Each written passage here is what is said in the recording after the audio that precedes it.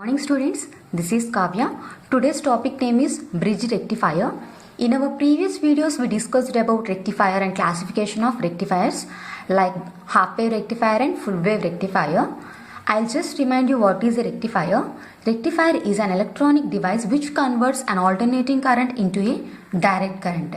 I already said in previous video, in our home we are getting AC current, but to charge our mobile phones, laptops we require a DC current.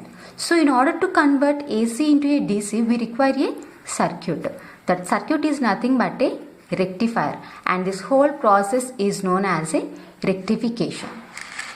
So just observe your mobile charges. You can able to see the input is 100 to 240 volts and the output is 5 volts. Is it clear? Just if it is not visible, just look at your mobile charges. So this mobile charges will convert the AC into a DC. So you may get the doubt that a charger will consist of a rectifier. Yes, exactly. The mobile charges will consist of a rectifier. Now we will discuss about a bridge rectifier. It is a circuit diagram of a bridge rectifier. It consists of a transformer, 4 diodes and a load resistance. We will see the operation. So in this rectifier we are applying a AC voltage like this, and we will get the output. We will see how we are getting this output. So here we are having a positive half cycle and negative half cycle. So first we are applying the positive half cycle. Next we will apply negative half cycle.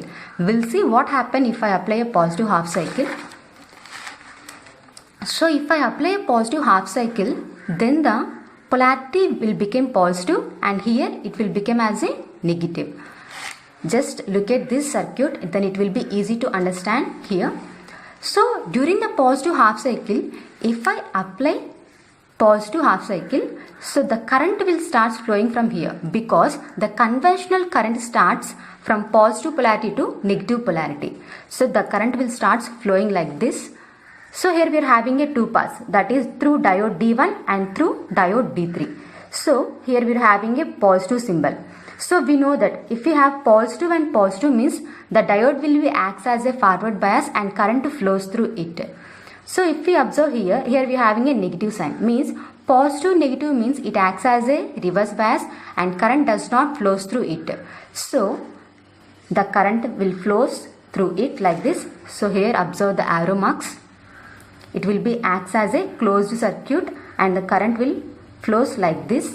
Then it will be flows like this, because here also we are having a negative sign. So D4 will also acts as a reverse bias and current does not flows through it.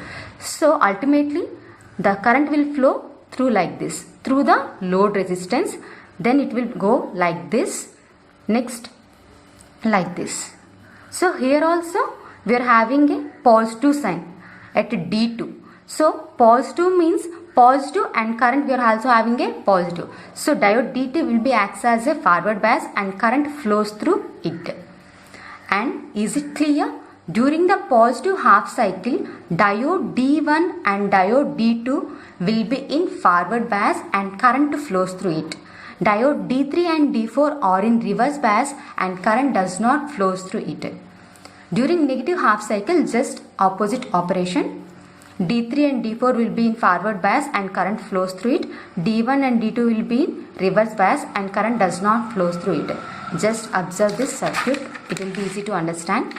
So during the negative half cycle, the polarities will change. Here we will get positive sign, here we will get the negative sign. So as I said, the conventional current flows from positive to negative. The current will start flowing like this. So the current will start like this, and here we are having a two paths. Just observe here D4 and D2. Here we are having a positive sign, here we are having a negative sign. As I said, positive means it acts as a forward bias and current flows through diode D4. But here we are having a negative sign. So it will be acts as a reverse bias, current does not flows through it. So the current will flows through D4 like this. And it will be flows through load resistance and like this. So in negative half cycle, diodes D3 and D4 will be in forward bias and current flows through it. Diode D1 and D2 will be in reverse bias and current does not flows through it. It is the simple operation of a bridge rectifier. Here is the output waveform. For the positive half cycle, diode D1 and D2 will be on. For the negative half cycle, diode D3 and D4 will be on. So the advantage of a bridge rectifier is, here we are using a normal transformer. If we observe a full wave rectifier, there we are using a center tap transformer. So the circuit will be bulky in FWR. But here it will be easy and cost also less, because here we are using a normal transformer. Next we will see the ripple factor. So ripple factor means, so in rectifier we are giving a AC. So we are giving a AC input, we are getting the DC output, right? So this output is not pure form of a DC. It will consist of some AC components also. The presence of AC components is known as a ripple factor. So we will calculate that ripple factor by using this formula. Gamma is equal to square root of IRMS by IDC whole square minus 1. Is it clear about the definition? Ripple factor means the presence of AC component in the rectified output. We'll calculate the ripple factor for half wave rectifier as well as for full wave rectifier. First we will see for half wave rectifier. Gamma is equal to square root of IRMS by IDC whole square minus 1. For a half wave rectifier, we know that IRMS is equal to IM by 2 and IDC is equal to IM by pi. We already calculate these two values in our classroom. So just look at your notebooks to find out these values. I am just substituting these values here. Gamma is equal to IM by 2, IM by pi whole square minus 1.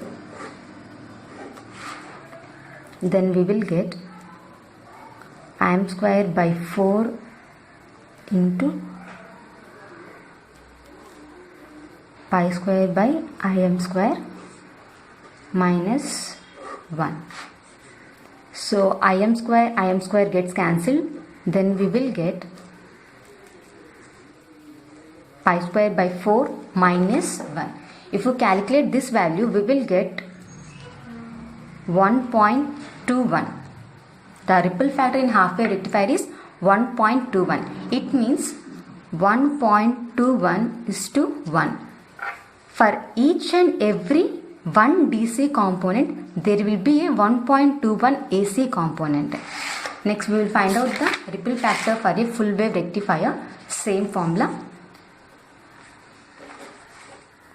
IRMS by IDC whole square minus 1.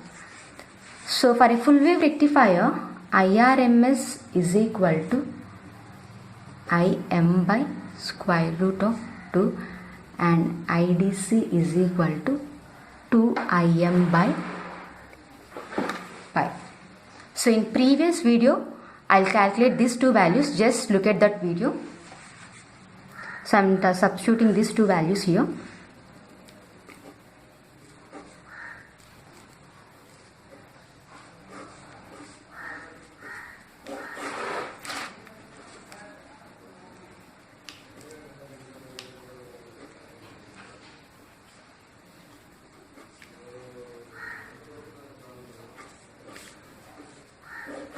IM square gets cancelled. Then we will get pi square by 8 minus 1. If you calculate this value, you will get 0.482. So it is the ripple factor for a full wave rectifier. It means for one DC component, there will be a 0.482 of AC components. So it means the value is decreased. So full wave rectifier is better as compared to the half wave rectifier. Thank you.